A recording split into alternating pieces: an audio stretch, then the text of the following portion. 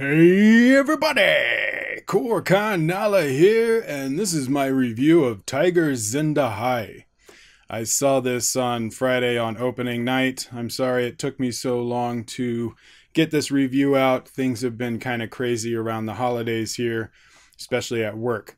So, finally getting to my review. Again, I apologize for the lateness. Zinda was directed by Abbas Zafar and is starring Salman Khan as Tiger, Katrina Kaif as Zoya, Anupriya Gonka as Porna, the main nurse, and our villain, Abu Hassan, is played by Sajjad Delafrose.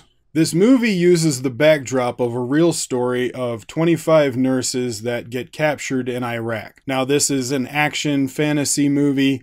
It really doesn't have anything to do with the real story. It just uses that element for its base, which is fine. A lot of action movies do that. They use a real story of something that happened and then they make a fantasy action film out of it. Now, there was a Malayalam film called Take Off that is more of a dramatic retelling of the story. It's based on the story. It may not be totally true, a little dramatization, but it would be closer to the actual events. This is going to be your fantasy action film. One of the aspects I liked about this movie is it was very much of India and Pakistani problem together, because there's also 15 Pakistani nurses that were in the kidnapping. And so Tiger and Zoya, they are previously special forces spies for each country. Tiger for India, Zoya for Pakistan. They had retired, gotten married, and had a kid. So once the Indian government brings Tiger out of retirement to try and save the 25 Indian nurses, Zoya's character comes to try and save the Pakistani nurses. And so you have them both meet up, and you have her and her crew, and Tiger and his crew, and they decide to work together to save all of the nurses. And I like the fact that they bonded together to solve one problem. And one of the things that they had in there were the side characters, the people that were helping Tiger and Zoya for each one of their crews. They had their national identity. They each had a flag for Pakistan and for India that they wanted to fly once they had captured or recaptured the nurses and saved them. And the side characters ended up bonding together in a really great way. I loved their interactions with each other. And it was one of the more favorite parts of the story for me, was seeing them come together and flying the flags at the end and all that stuff. I really enjoyed their part. I liked seeing the fact that the governments don't matter in this situation because it's all about humanity. It's all about the people and saving these people. Government problems and all of that stuff doesn't matter at this moment. And I really enjoyed that. I loved that part. Because I'm one of those people that will always say, even if our governments don't agree, if I don't like your government, or heck, I don't even like my government half the time, the people, the individual person in a country, it can be a good person, that they are not reflective of their country. I do not want to be reflective of the United States because I don't agree with a lot of the stuff that my country is doing. Just as an individual Pakistani should not be at fault for what their government does, that kind of thing. I don't agree with the Pakistan government. However, I do think the individual Pakistani is a good person. And I think most people around the world are good people. So I really enjoyed them coming together and solving their differences and finding out that they are just normal people and working together. I really love that. Salman Khan and Katrina Kaif, they did a good job acting for their characters. But I think my favorite two actors in the film are going to be Anupriya playing the main nurse and Sajjad Delafrose. I know I'm probably pronouncing his name wrong and I apologize. But as the villain, he did a very good job as Abu Hassan. He was cold and chilling and logical, very intelligent. I loved him as a villain. I thought he did a great job. I would like to see him in other stuff. And the main nurse, Porna, she was kind of the reflection of all of the nurses. One of the things I was afraid going into this movie was that they weren't going to kind of show what the nurses were doing. They were just going to say the nurses got captured, and then we don't see them again until the end. But what they did is they brought her in by helping Abu Hassan with an injury that he had, and that's why they were in the hospital in the first place. And so you got her in many scenes to kind of show what the nurses are going through. And I enjoyed that. I'm glad that they did that. The action sequences were kind of in the middle for me. I liked the set pieces. They had really large set pieces.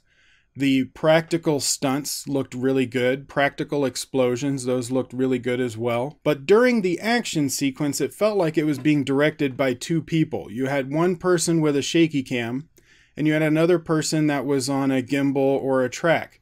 And so you would cut back and forth between shaky cam and steady cams. And it kind of threw me off. I didn't really like that aspect. For one, I don't like shaky cam at all anyway. But they did pull the camera back to at least a medium or a full body picture when they were doing the shaky cam, so you could still tell what was going on in the sequence. The shaky cam was just more annoying than anything. But then jumping back and forth between the shaky cam and the steady cam, it made the action sequences feel inconsistent. You really want to focus on one style of filming your action sequence and stick to it. If you're going to do shaky cam for the whole thing, fine. I'm not going to like it. Some people do, but at least pull the camera back like they did. But do that for the whole sequence. Don't just do it intercut for half the sequence. Most of the action sequences and chase scenes and vehicle stunts and all that stuff, the last 2/3 of the film were really good, except for those shaky cam moments. Some of the edits were cut too quick, but not really quick cuts. You still got to know what was going on per cut, which is good. But the first two action scenes of our characters' introductions, I was not a big fan of. So right in the beginning of the film, we had Tiger and his son, and they have a wolf sequence. It's online right now. You can go and check it out. I'll link it in the description below if you want to see what that action sequence looks like. But they basically are fighting off a pack of wolves, and he's trying to save his son. They're trying to get back to the car that's at the bottom of the hill, and the kid sleds down. He gets inside a log, and he's like fighting off the wolves in the log. And Tiger is coming down the slope on like a snowboard and fighting the wolves. Some of it just didn't look very right. The entire sequence came off as kind of cheesy. I don't mind the over-the-top stuff, especially for an action film, but it didn't fit with the action sequences for the rest of the movie. Your first action sequence is really supposed to set the tone. That sequence made me feel like, okay, all of the action is going to be over-the-top and fantastical, and that's fine. But then it wasn't. The rest of the fight scenes were pretty more realistic for the most part. You know, wasn't high sped. They weren't like slow-mo flying in the air or anything like that. And so it didn't fit with the other action sequences. And then for Zoya's character introduction, she had a good one. It was more of a realistic fight scene, but the beginning and end didn't make sense to me. So she's in a convenience store and there's a camera. These guys are trying to rob the store, and she's just standing at the counter and she's waiting for the camera to move out of the way so that it doesn't see her. And then she beats up all the guys real quick, and then the camera comes back and they're all beat up and she's just standing there again, which is cool. However, she's looking at the camera. She looks at the camera as it goes away, and she's staring at the camera when it comes back. So anybody watching the footage is going to wonder what happened, why these guys get beat up, and who did it. It's obvious. It's the person looking at the camera the whole time. So it didn't quite make sense. If you're trying to hide the fact that you took these guys out, don't stare at the security camera as if to say, yeah, I just did that. So I was like, ugh, why did you do that? But it was still kind of neat, and I enjoyed it. It matched closer to the rest of the action scenes in the rest of the movie, so I liked her introduction more. It was just that logical leap that I couldn't quite wrap my head around. I'm like, why are you staring at the camera? Don't do that. And now for my biggest negative on this film would be the background music. They basically had one song, for the most part, one background music song, the theme song that you hear in the trailer. However, they played it like 25 different ways. They played it a rock version, a techno version, a faster version, slower version, for whatever emotion they're supposed to portray in the scene. However, it's the same song. It's the exact same theme song, just played like 25 different ways. And by the end of the film, I was like, oh, don't play it again. I was so annoyed by that background music. They spent more time trying to find different ways of playing the same song instead of just making a couple of more songs for the background music. Make a few themes, a few different themes, instead of using the same theme over and over and over again in different ways. Because you could tell it's the same theme. It sounds exactly the same note for note. It's just they played it with different instruments or at different speeds. Now, they had 2 songs in the film that were used as montages, and I liked those songs, especially since it was a departure from hearing that theme song over and over again. So I did like those 2 montage sequences. It did push the story along. It gave us some information of things that were going on without having to spend a lot of exposition. And so I did like the songs, and I did like the montage sequence. But again, that theme song was driving me crazy by the end of the film. It really pulled me out and annoyed me to where I wasn't enjoying myself by the end of the movie. So overall, to wrap up, the action sequences were pretty good except for the mix of steady and shaky cam. The set pieces looked great. I did like the large practical sets. The acting was pretty good. I really enjoyed the villain. That background theme music annoyed me. I'm gonna give this movie a B-.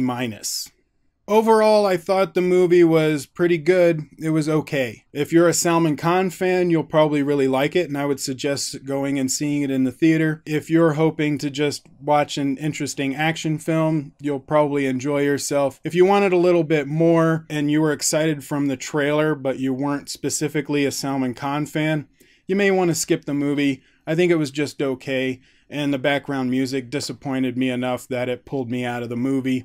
I wish they had done something different with that. But let me know what you guys think. Comment below and let me know your thoughts on this movie. What did you think about the acting, the action sequences, and that background music? I would be really interested to know if you had the same problem I did with that background music. I have links in the description for the trailer and that scene with the wolves if you want to check those out. Also, if you're on SoundCloud, I have a link to this video on YouTube. And if you're on YouTube, I have a link to the SoundCloud if you just want to listen to it as a podcast. Like, share, subscribe, tell your friends, and I will see you on the next video.